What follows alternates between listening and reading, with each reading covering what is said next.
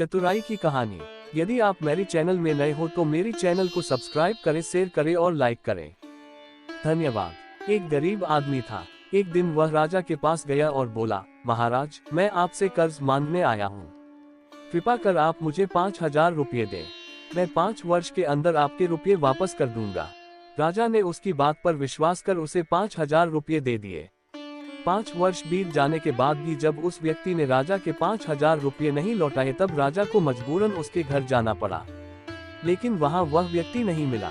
जब भी राजा वहां जाता बहाना बनाकर उसे वापस भेज दिया जाता। एक दिन फिर राजा उस व्यक्ति के घर गया। वहां और कोई तो नहीं दिखा, एक छोटी लड़की बैठी थी। राजा ने उसी से पूछा, तुम्हारे पिताजी कहाँ हैं? लड़की बोली, पिताजी स्वर्ग का पानी रोकने गए हैं। राजा ने फिर पूछा, तुम्हारा भाई कहाँ है? लड़की बोली, बिना झगड़ा के झगड़ा करने गए हैं। राजा के समझ में एक भी बात नहीं आ रही थी, इसलिए वह फिर पूछता है, तुम्हारी माँ कहाँ है? लड़की बोली, माँ 1 से 2 करने गई है। राजा उसके इन उल जुलूल जवाब से खींच गया। वह गुस्से में पूछता है, और तुम यहाँ बैठी क्या कर रही हो? लड़की हंसकर बोली, मैं घर बैठी संसार देख रही हूँ।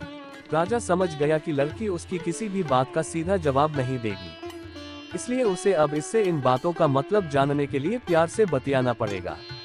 राजा ने चेहरे पर प्यार से मुस्कान लाकर पूछा, बेटी, तुमने जो अभी अभी मेरे सवालों के जवाब दिए उनका मतलब क्या है?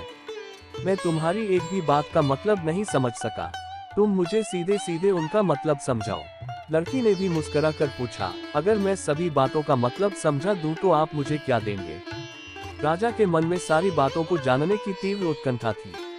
वह बोला, जो मांगोगी वही दूंगा। तब लड़की बोली, आप मेरे पिताजी का सारा कर्ज माफ कर देंगे तो मैं आपको सारी बातों का अर्थ बता दूंगी। राजा ने कहा, ठीक है, मैं तुम्हारे पिताजी का सारा कर्ज माफ कर दूंगा। अब तो सारी बातों का अर्थ समझा दो। लड़की बोली, महाराज, आज मैं आपको सारी बातों का अर्थ नहीं समझा सकती। कृपा कर आप कल आए, कल मैं जरूर बता दूंगी। राजा अगले दिन फिर उस व्यक्ति के घर गया। आज वहां सभी लोग मौजूद थे। वह आदमी, उसकी पत्नी, बेटा और उसकी बेटी भी। राजा को देखते ही लड़की पूछी, महाराज, आपको अपना वचन याद है ना? Single quote. राजा बोला, हाँ मुझे याद है। तुम अगर सारी बातों का अर्थ बता दो तो मैं तुम्हारे पिताजी का सारा कर्ज माफ कर दूंगा। लड़की बोली, सबसे पहले मैंने ये कहा था कि पिताजी स्वर्ग का पानी रोकने गए हैं। इसका मतलब था कि वर्षा हो रही थी और हमारे घर की छत से पानी टपक रहा था। पिताजी पानी रोकने के लिए छत को बना रहे थे, यानी वर्षा का पानी आसमान से ही गिरता है और हम लोग तो यही मानते हैं कि आसमान में ही स्वर्ग है। बस पहली बात का अर्थ यही है। दूसरी बात मैंने कही थी कि भैया बिना के झगड़ा करने गए हैं। इसका मतलब था कि वे रेंगनी के कांटे को काटने गए थे। अगर कोई भी रेंगनी के कांटे को काटेगा तो उसके शरीर में जहां तहां कांटा गड़ ही जाएगा, यानी झगड़ा नहीं करने पर भी झगड़ा होगा और शरीर पर खरोंचे आएंगी। राजा उसकी बातों से सहमत हो गया। वह मन ही मन उसकी चतुराई की प्रशंसा करने लगा। उसने उत्सुकता के साथ पूछा, और तीसरी चौथी बात का मतलब बेटी? लड़की बोली, महाराज, तीसरी बात मैंने कही थी कि माँ 1 से 2 करने गई है। इसका मतलब था कि माँ अरहर दाल को पीसने यानी उसे 1 का 2 करने गई है। अगर साबुत दाल को पीसा जाए तो 1 दाना का 2 भाग हो जाता है, यानी यही था 1 का 2 करना। रही चौथी बात तो उस समय मैं भात बना रही थी और उसमें से एक चावल निकालकर देख रही थी कि भात पूरी तरह पका है कि नहीं। इसका मतलब है कि मैं एक चावल देखकर ही जान जाती कि पूरा चावल पका है कि नहीं, अर्थात चावल के संसार को मैं घर बैठी देख रही थी। ये कहकर लड़की चुप हो गई। राजा सारी बातों का अर्थ जान चुका था।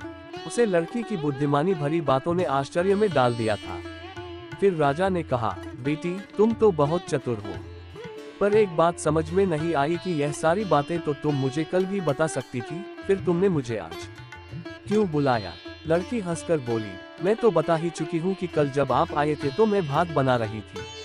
अगर मैं आपको अपनी बातों का मतलब समझाने लगती तो भात गीला हो जाता या जल जाता तो माँ मुझे जरूर पीटती। फिर घर में कल कोई भी नहीं था। अगर मैं इनको बताती कि आपने कर्ज माफ कर दिया है तो ये मेरी बात का विश्वास नहीं करते।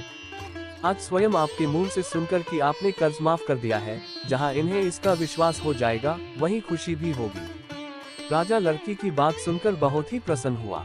उसने अपने गले से मोतियों की माला निकाल उसे देते हुए कहा, बेटी, ये लो अपनी चतुराई का पुरस्कार। तुम्हारे पिताजी का कर्ज तो मैं माफ कर ही चुका हूँ। अब तुम्हें या तुम्हारे घर वालों को मुझसे बहाना नहीं बनाना पड़ेगा। अब तुम लोग निश्चिंत होकर रहो। अगर फिर कभी किसी चीज की जरूरत हो तो बेझिझक होकर मुझसे कहना।